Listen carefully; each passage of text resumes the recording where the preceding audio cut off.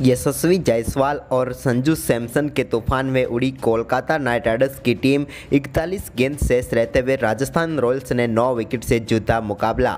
नमस्कार दोस्तों, स्वागत है आपका एक बार फिर हमारे चैनल में।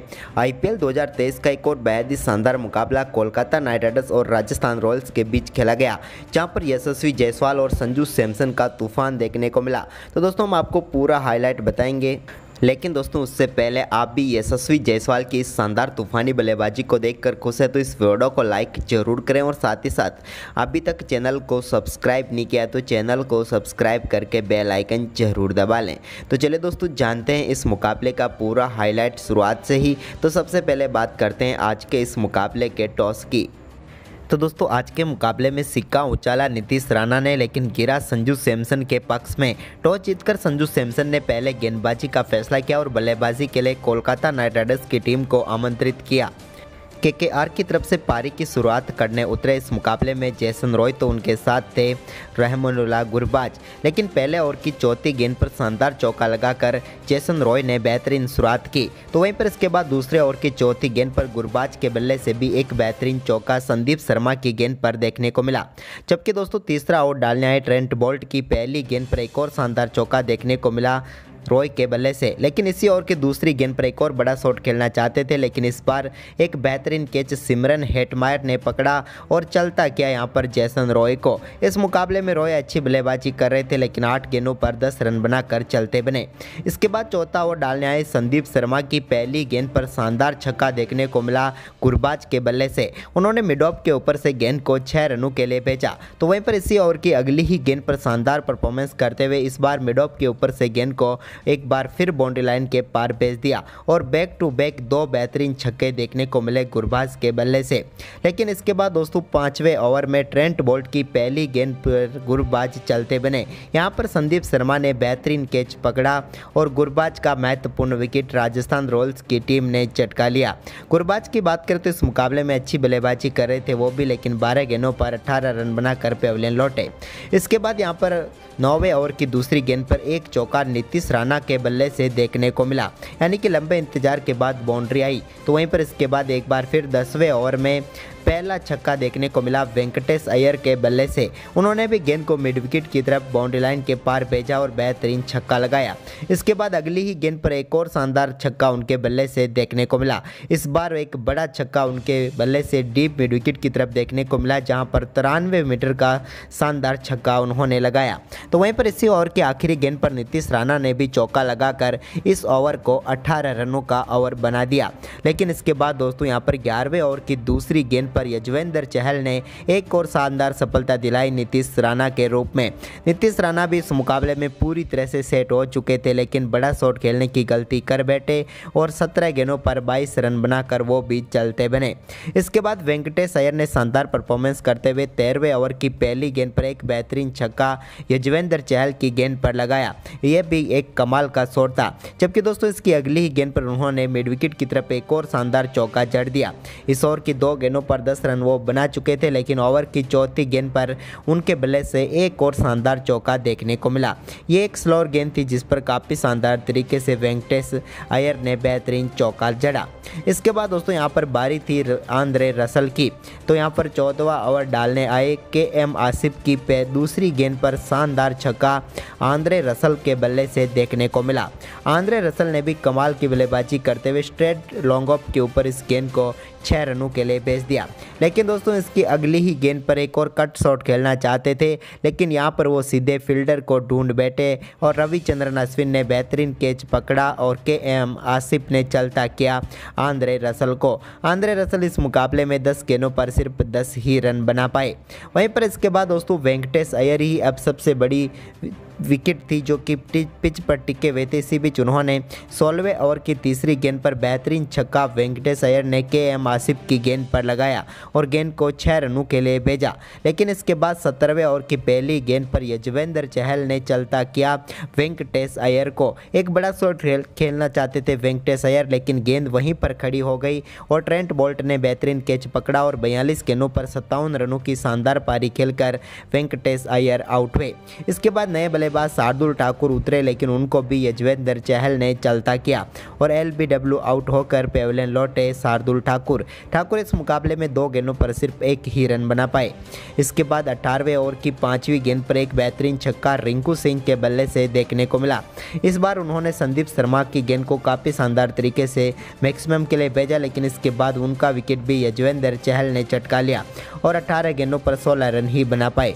इसके बाद 20वें ओवर में एक चौका सुनील नारायण के बल्ले से देखने को मिला, जबकि आखिरी गेंद पर संदीप शर्मा ने सुनील नारायण को भी आउट कर दिया और कोलकाता नाइट राइडर्स की टीम निर्धारित 20 ओवर में सिर्फ 149 रन ही बना पाई और 150 रनों का लक्ष्य रखा राजस्थान रॉयल्स की टीम के सामने। इस लक्ष्य का पीछा करने उतरे राजस्थान की तरफ से यशस्वी जायसवाल और जोस बटलर पारी की शुरुआत करने उतरे तो मैच की पहली गेंद पर नीतीश राणा की गेंद को लॉन्ग ऑन के ऊपर से 6 रनों के लिए भेजकर बेहतरीन तरीके से खाता खोला यशस्वी ने, जबकि दूसरी पारी पर एक और शानदार स्लॉग स्वीप के जरिए उन्होंने बैकवर्ड स्क्वाड लेग की तरफ शानदार छक्का जड़ा और बैक टू बैक 2 छक्कों के साथ आगाज किया।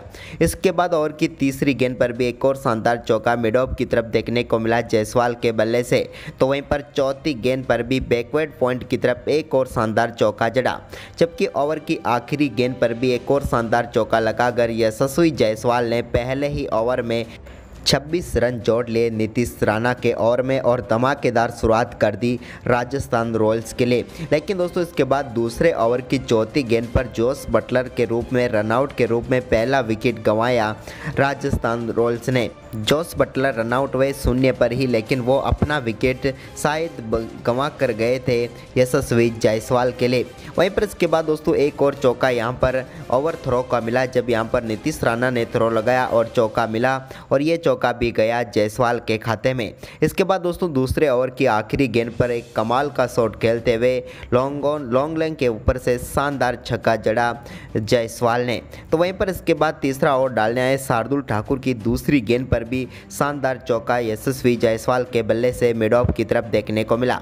तो वहीं पर इसी ओवर की तीसरी गेंद पर एक और शानदार चौका डीप मिड विकेट की तरफ देखने को मिला यशस्वी जायसवाल के बल्ले से, जबकि दोस्तों शार्दुल ठाकुर के ओवर की चौथी गेंद पर भी एक और शानदार चौका लगाकर यहां पर भी चौकों की हैट्रिक पूरी कर डाली यशस्वी जायसवाल ने। वहीं पर इसके बाद तीसरे ओवर की 5वीं गेंद पर उन्होंने सिंगल लेकर आईपीएल इतिहास की सबसे तेज 50 बना डाली। मात्र 13 गेंदों पर ही यशस्वी जायसवाल ने अपना अर्धशतक पूरा कर लिया। यशस्वी जायसवाल ने केएल राहुल का रिकॉर्ड तोड़ दिया, जहां पर उन्होंने 14 गेंदों पर अर्धशतक बनाया था, लेकिन अब यशस्वी जायसवाल 13 गेंदों पर अर्धशतक बना चुके थे। इसके बाद दोस्तों यहां पर चौथा ओवर डालने आए वरुण चक्रवर्ती की 5वीं गेंद पर भी एक और शानदार चौका यशस्वी जायसवाल के बल्ले से देखने को मिला।